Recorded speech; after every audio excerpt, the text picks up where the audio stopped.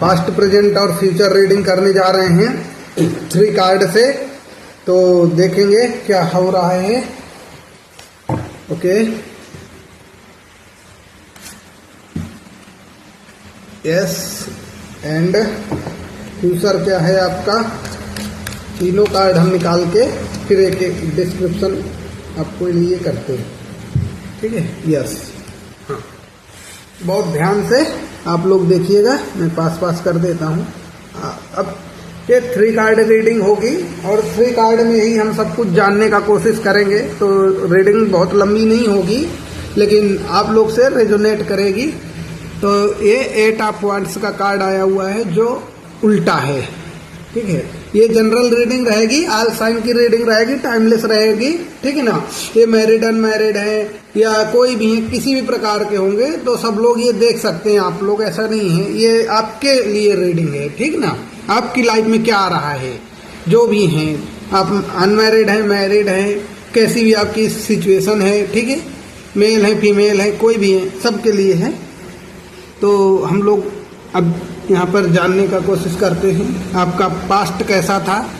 तो पास्ट, ये अर्थ साइन का कार्ड है, 8 ऑफ पेंटिकल्स, वर्गो राशि का, तो कन्या राशि का, तो यानी कि ग्राउंडेड।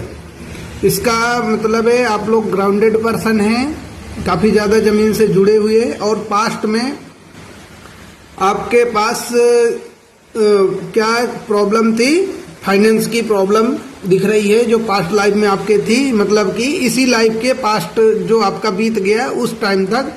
और क्या है आपके अंदर में अब जो मतलब उस समय सेल्फ डेवलपमेंट आपका हो रहा था, आप ग्रोथ में आ रहे थे, आप चीज़ों को जानने का, सोचने का ये चल रहा था कि आप हैं क्या चीज़, आपको करना क्या है। और आपके अंदर वो सब हो तो रहा था, आप अलग अलग एक्टिविटी कर तो रहे थे लेकिन आपके अंदर मोटिवेशन नहीं था। और इस मोटिवेशन के होने से ना होने से आपके अंदर कोई पैशन नहीं था पास्ट में।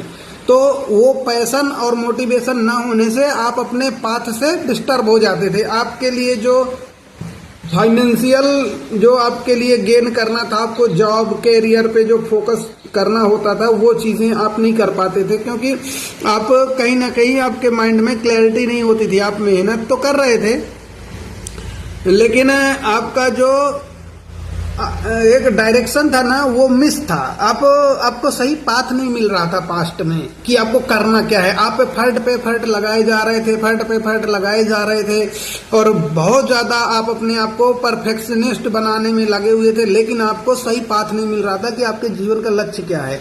तो वो जीवन का लक्ष्य नहीं मिलने से आपके जीवन में बहुत सारे ऐसे उतार चढ़ाव हुए। आपने बहुत से अपने कैरियर में मल्टीपल आपने चेंजेस किए। मैं आज ये कर लूँ, ये कर लूँ, इस फील्ड में चला जाऊँ, कंपटीशन की तैयारी कर लूँ। अगर आप पढ़ रहे हैं तो ये दिमाग में चल रहा था, ये बिजनेस कर लूँ, कल ये बिजनेस कर लूँ। मतलब मल्टीपल थॉट्स आपके दिमाग में चलते थे और आप हार्ड वर्क भी करते थे, लेकिन क्या होता था थोड़े दिन के बाद आप छोड़ देते। क्यों? क्योंकि आपके अंदर मोटिवेशन नहीं था।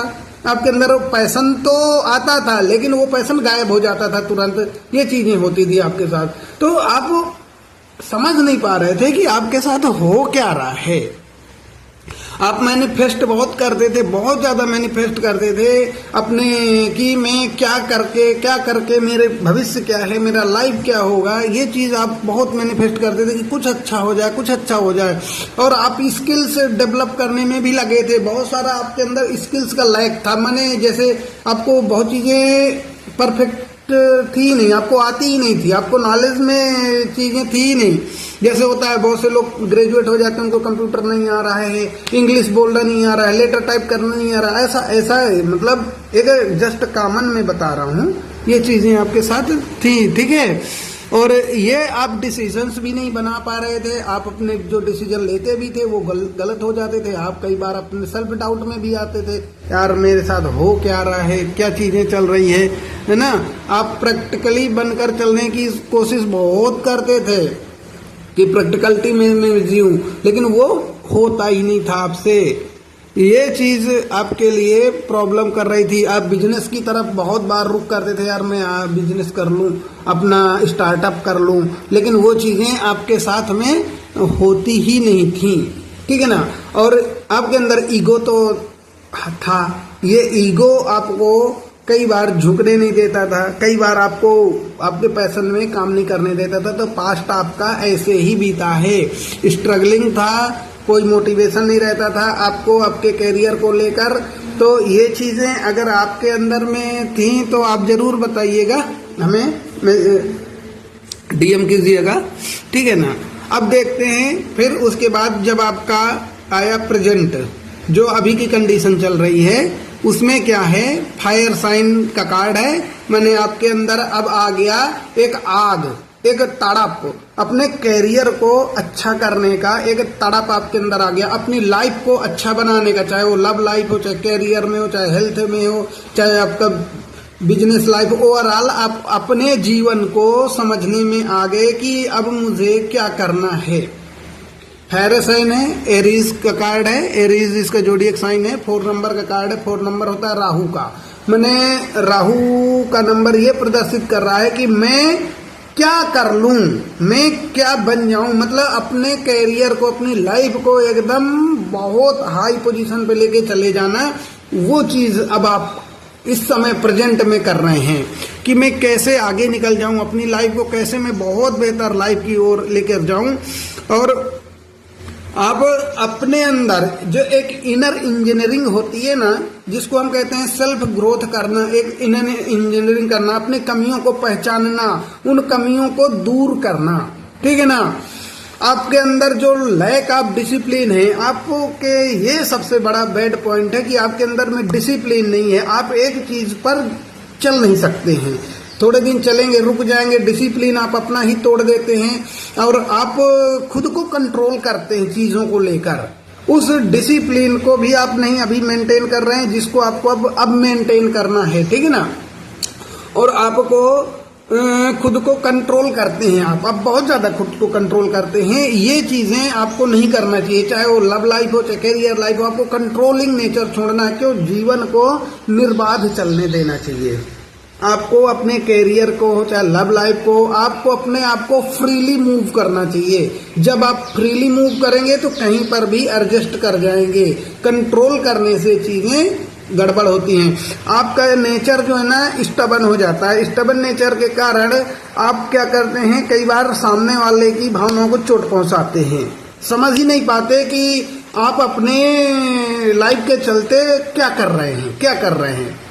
और यही आपके लिए आपका नेचर को रिजिड बनाता है, रूड बिहेवियर आपका बनाता है। आपको एक लोग फिर एक समय के बाद ना आपके नेचर को पसंद नहीं करने लगते हैं कि यार ये पता नहीं क्या है, इसके दिमाग में क्या चल रहा है, ये चीजें होती हैं, रेगुलेशनेस आ जाती है।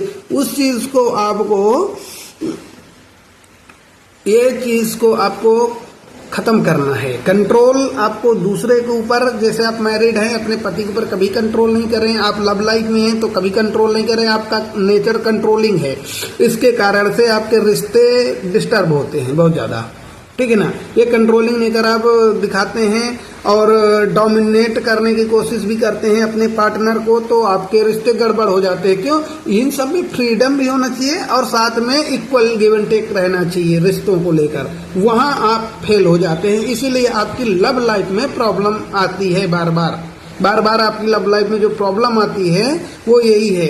आपका डिसिप्लिन भी आप नहीं मेंटेन करते हैं, आप कंट्रोलिंग नेचर के हैं और आप डोमिनेट करना शुरू कर देते हैं अपने पार्टनर को। थोड़े दिन सही रहेगा, फिर डोमिनेट करेंगे तो सामने वाला थक हार के बैठ जाता है। वो चीजें आपके लिए होती है क्योंकि आपका नेचर इस समय अग्रेसिव हुआ पड़ा है। आप अपने लाइफ को, जैसा डर आपके अंदर आ जाता है ना, इंसान के अंदर डर आता है तभी इंसान अग्रेसिव होता है, या कुछ अधिक पाने की ख्वाहिश। देखो, जीवन बहुत बड़ा है और जब जो होना है वो अपने टाइम पर होगा। इसके लिए आप अपने रिश्ते नहीं बिगाड़ें, इसके लिए आप अपने पार्टनर के साथ, जिसके साथ आपको पूरी लाइफ जीना है, उसके साथ गलत व्यवहार नहीं करें। बाकी चीजें अपने आप हो जाएंगी। आपको अपने इस समय क्या कर रहे हैं, अपने कैरियर को लेकर आप अपने अंदर स्किल्स को डेवलप कर रहे हैं, ठीक है ना। ऑर्गेनाइजेशनल तरीके से, मतलब ऑर्गेनाइजेशन मतलब एक विधि तरीके से, एक व्यवस्थित तरीके से आप अपनी स्किल्स को डेवलप कर रहे हैं और अब आपको चीजें रियलाइज हो रही हैं कि हाँ, आपने कहाँ गलती की थी। और आपके अंदर हार्ड वर्क करने की एबिलिटी भी है, माने आपके अंदर बहुत साहस है, बहुत क्षमता है इस समय कि आप अपने कैरियर को बहुत अच्छा बना सकें, ठीक ना। लेकिन आपको अपनी लव लाइफ में थोड़े ही चीजों को ठीक करना होगा, जैसे डोमिनेटिंग नेचर है, कंट्रोलिंग नेचर है, जो इस समय आपके रिश्तों को डिस्टर्ब कर रहा है आपके कैरियर के पाथ में चलते हुए, उनको थोड़ा आप सही कीजिए और डिसिप्लिन में आ जाएंगे तो निश्चित है कि स्टबर्न नेचर आप छोड़ देंगे तो ये चीजें हो जाएंगी। ये प्रेजेंट आपका चल रहा है। अब फ्यूचर की हम बात करते हैं तो फ्यूचर में क्या आ रहा है आपके लिए। अब आपका फ्यूचर बहुत अच्छा दिख रहा है, क्योंकि जो आपकी एनर्जी आ रही है वो अनएक्सपेक्टेड एनर्जी है, माने आपकी कल्पना से परे आपका फ्यूचर होगा। जो आप सोच रहे हैं ना उससे कई गुना हाई आप अथॉरिटी पे पहुंचेंगे। आपका फ्यूचर उतना अच्छा होगा, आपकी लव लाइफ उतनी ही अच्छी होगी, आपका फ्यूचर बहुत बेटर यहाँ पर मुझे दिख रहा है। हेरोफेंट का कार्ड आया है जो अर्थ साइन का कार्ड है, टॉरस इसका वृषभ राशि। वृषभ राशि क्या होता है ना, ये कैरियर ओरिएंटेड राशि होती है। ये आपके लिए बहुत शुभ कारक कार्ड है ना। ये आपको बता रहा है कि आपका जो इंट्यूशन पावर है वो हाई हो रहा है इस समय। आप भक्ति के पाथ में जाएंगे, ईश्वर से कनेक्ट करेंगे खुद को, और वो फिर आपका इंट्यूशन पावर को बढ़ाएंगे। और जब ये बढ़ेगा तो आपको चीजें स्वतः ही मिलना शुरू हो जाएंगी। आप एक ट्रेडिशन में आप जा सकते हैं, जैसा एक ट्रेडिशनल बंदा होता है ना, रिलीजियस बंदा होता है ना, भक्ति भाव में एक ट्रेडिशन मार्ग, जैसे इस समय भक्ति का ट्रेडिशन चल रहा है हमारे देश में, तो आप उस चीज को बहुत अच्छे से आप पाथ में जाएंगे। और ईश्वर की भक्ति की पाथ में जाने से ही आपका फ्यूचर बेहतर होगा। तो जो लोग भक्ति के पाथ में चल चुके हैं उनका बेहतर फ्यूचर हो रहा है, शुरू हो गई है उनकी शुरुआत। जो लोग नहीं चले ना, आप लोग जरूर से जरूर अपने भक्ति के पाथ पर चलिए, ईश्वर की पूजा कीजिए, ईश्वर का ध्यान कीजिए। आपके जीवन में डेफिनेटली चेंजेस फ्यूचर के आते हुए दिख रहे हैं। और मैं पर्टिकुलर लोगों को जानता हूं जिन्होंने भक्ति के दम पर अपने जीवन का एक नई दिशा देना शुरू कर दिया है, ठीक है। सोसाइटी एंड रूल्स, अब आप सोसाइटी को फॉलो भी करेंगे और रूल्स को, उसके जो सोसाइटी के समाज के आपके जो नियम कानून हैं उनको भी आप मानेंगे। समाज को आप एक अप्रूवल देंगे, ठीक है ना। जो अभी तक आप नहीं करते थे, किसी की बात नहीं सुनते थे, वो चीजें आप करने लगेंगे। एक आप नियमित तरीके से आप चलने लगेंगे। आपके अंदर एक कॉन्फिडेंस आ जाएगा, ठीक है ना।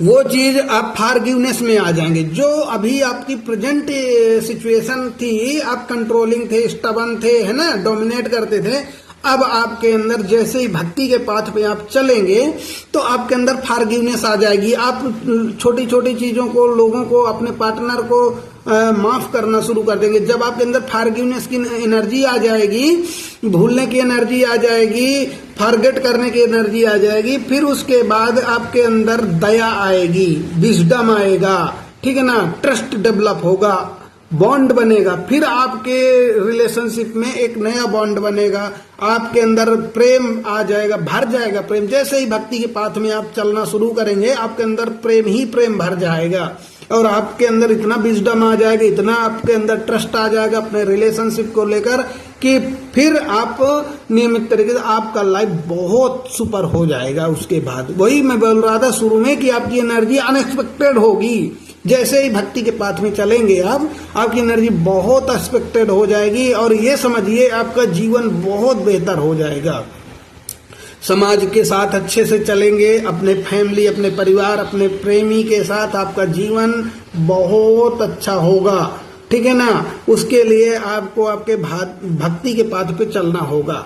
तो ये तीनों कार्ड का हमने पास्ट, प्रेजेंट, फ्यूचर आपका देखा कि क्या था पहले, अभी क्या प्रॉब्लम आ रही है और आगे क्या आ रही है। देखिए दोस्तों, कार्ड क्या करते हैं ना, कार्ड आपकी हिडन एनर्जी को बताते हैं कि आपके अंदर में चल क्या रहा है, क्या ट्रामा आपने पकड़ रखा, क्या आपका नेचर बिहेवियर है इस समय। तो आप देखिए, अगर आपका पास्ट आपसे मैच किया है, प्रेजेंट आपका मैच किया है, तो ये रीडिंग डेफिनेटली आपके लिए है। फ्यूचर में आपको जो गाइडेंस हमने दिया कि भक्ति के पाथ पे आपको चलना है, इसको डेफिनेटली फॉलो कीजिए और आपको बेहतर रिजल्ट मिलेगा, ठीक है। अगर ये रीडिंग आपसे मैच की है तो हमें ज़रूर से ज़रूर बताइएगा, कमेंट कीजिएगा कि क्या है, और इसे क्लेम कीजिएगा और गाइडेंस को फॉलो कीजिएगा, ये आपके लिए बेहतर होगा।